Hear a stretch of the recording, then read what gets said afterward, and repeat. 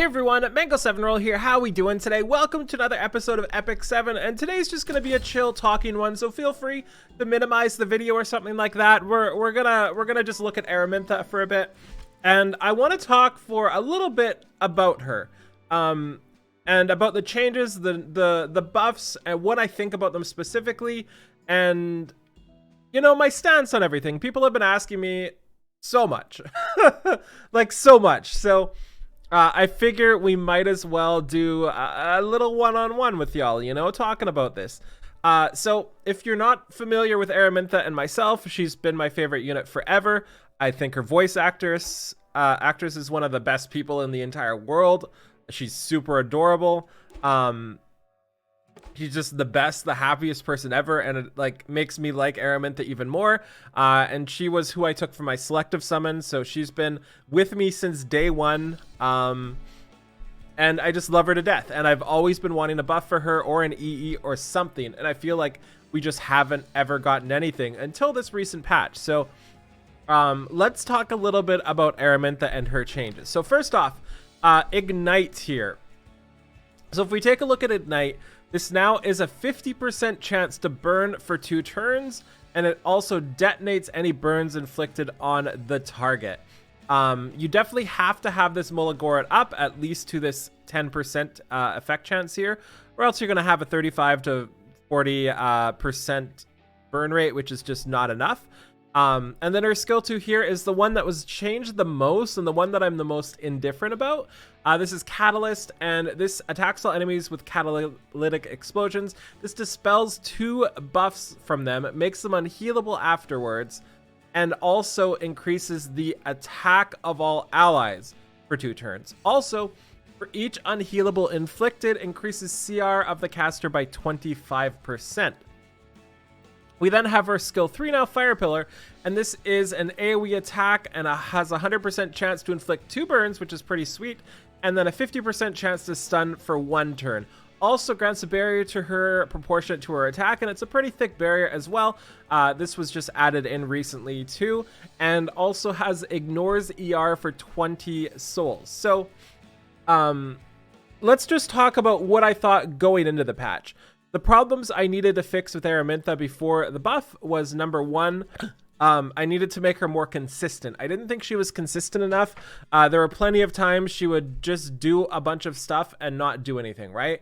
Her burns wouldn't land, her stun wouldn't land, she'd get 15%ed, all sorts of stuff like that.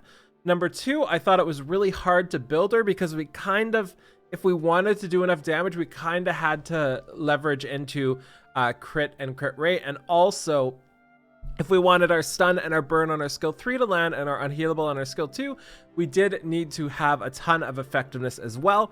And also she's a mage, so mages get absolutely destroyed on defenses, and she doesn't even have great speed, so she kind of just sucks for base stats too, which makes her really, really hard to build. On top of that, I always felt like her skill 3 was a little bit too RNG. She has a stun chance on it, and it's 50% chance, and even when you stun, it's like still worse than some other people's skill 3s that do stun like that. But most importantly, the biggest problem with their skill 3 was their soul burn, where it's 20 souls and it ignores ER, but it doesn't increase the chance to stun. So you could still have a 4-person enemy team, use your skill 3, and you would not stun anybody, even with a 20 soul burn, just because you missed the 50% chance a bunch of times. Those were my main issues with her. Obviously, there were other things, like she still needed help, but those are the main things.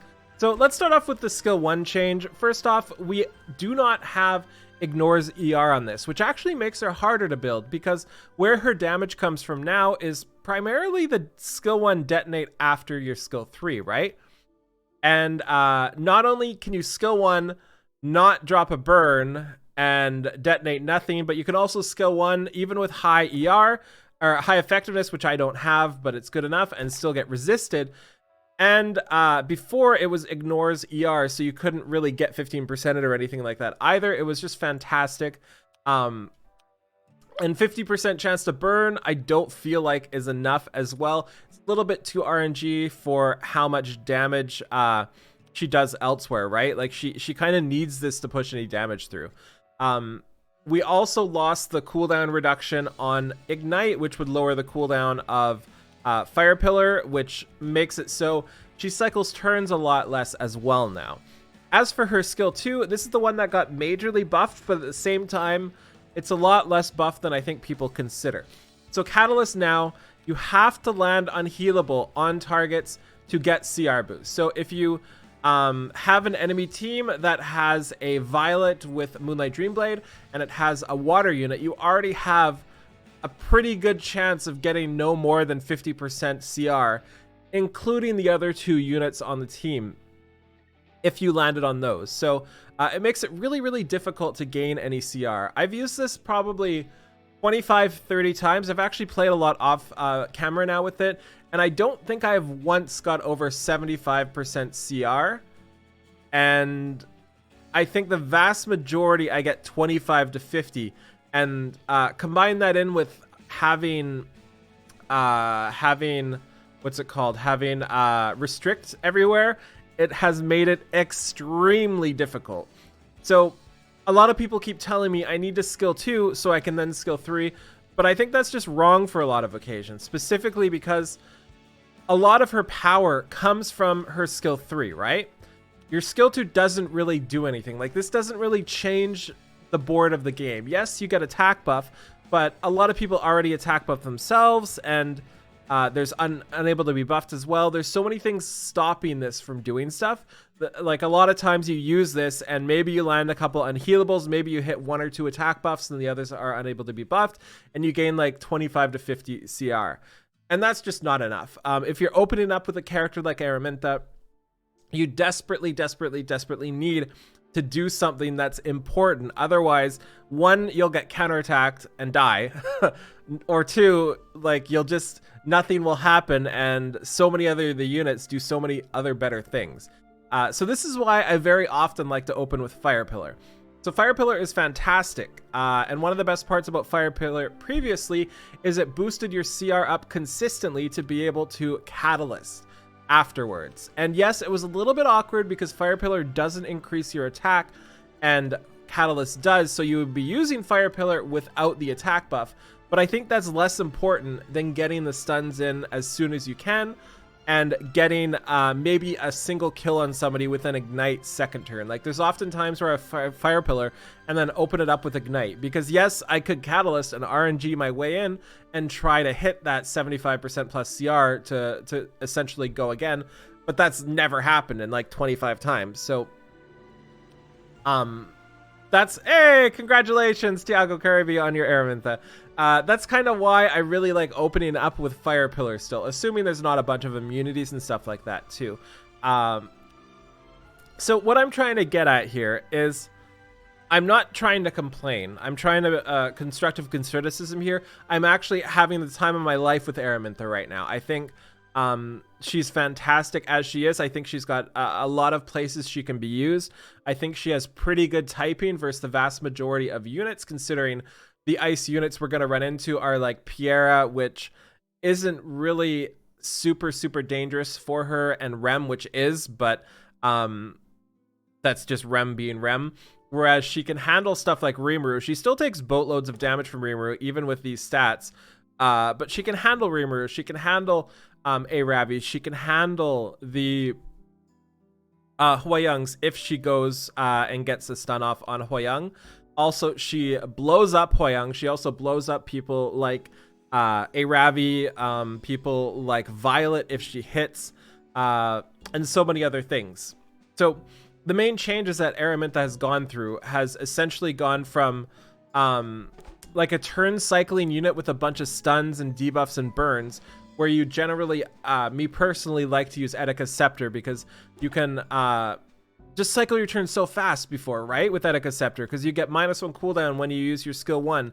You would get CR to go into your skill 2, and then you'd have an Etika's Scepter on each of those turns, 50%-ish chance to lower your cooldown. And I don't think that's really viable anymore. I've tried it, and it just didn't really work. So I've instead gone to Abyssal Crown, and I think this is the best option. I've been considering all of them, and I feel like this is by far the best option, specifically because if you like to open up on Catalyst, this gives you a way to control the enemy team without using your Fire Pillar to stun. Obviously, it's a little bit low chance, 22.8% chance, but using this with Catalyst allows you to dispel and then stun afterwards, and makes opening up with her skill 2 not as punishing as it would if you missed your unhealable. The other thing I want to mention too is that she doesn't have her exclusive equipment yet. So knowing Smilegate, they buff people depending on if they have their EE already. Like, there's no way while they were thinking about these buffs, they weren't also thinking about the exclusive equipment she should eventually get, especially considering she's one of the earliest targets in the game that should have one by now and doesn't. So it's a very good chance she does get one in the future. So looking at EEs, there's a bunch of stuff that can be improved. Actually, before we talk about that, I also want to talk about Catalyst one more time with the CR boost. My favorite place to play this game is PvE and Guild War. And Catalyst is now nerfed comparatively before in those situations. So having only 3 targets in Guild War, or like 1 to 3 in PvP, or in PvE rather, also make it more difficult to take advantage of the CR boost, which kind of fuels her whole set. So as for exclusive equipments with Aramintha, there's a couple things that they might be doing here. Having an extra burn chance on Ignite would be fantastic. Being able to actually land a burn more often than not would be amazing, and I think it would be very beneficial to her, and that would definitely be worth an exclusive equipment. I would love her EE to be either speed, attack, honestly HP or defense, or effectiveness, any of those, and I'm happy. As for her skill 2 Catalyst, I'm not even sure what this could do, because it already does so much, right? Like, it dispels, it unhealables, it increases attack. Maybe it could be greater attack to the person with the highest attack on the team. I'm not sure what it could do there. And for Fire Pillar, obviously, you can increase the stun chance by a little bit as well to be able to have this more consistent. So that's what I kind of surmise the EEs will be. Also, I also want to mention that Fire Pillar here, I really think if they wanted to change this just a little bit slightly, their Soul Burn should increase the chance to stun as well. I'm not sure if that would be too OP, but getting a stun chance up to 100% with Ignores ER would be insane for 20 souls and actually make her worthwhile as an opener like that. And if we take a look at regular Aramintha here, or not regular, but Silverblade Aramintha here, this stuns at 100% chance, but it also doesn't ignore ER. So that's something to consider too when you look into this. So having a burn for her skill 3 would make her skill 3 better than Aramintha's because of that. But I'm just not sure how else to handle this, because I don't think this is the way to handle this. I feel like I'd almost rather have this just change the rate to 100% and leave out the Ignores ER. Honestly, I feel like that would be better. Or even changing the burn to her skill 1 to make the burn 100% chance and Ignores ER. Maybe that would be a little more fair and allow her to snipe units, right? If you change your burn to 10 souls or 20 souls even, 100% chance to burn for 2 turns and Ignores ER, you're going to have her able to snipe people in longer battles. So I've rambled on about Aramintha quite a bit now. And I guess the answer to my question that everybody asked me, I still didn't really ask, which was if I'm happy with the Aramintha. And the answer is yes. I'm having so much fun with her. I'm loving her to death. I'm bringing her in, and she doesn't feel like a liability. She doesn't feel like a Rimuru, or she doesn't feel like a Rem or a Piera or a Conquer Lilius or any of those all-stars, but she feels good. And honestly, that's all I asked for.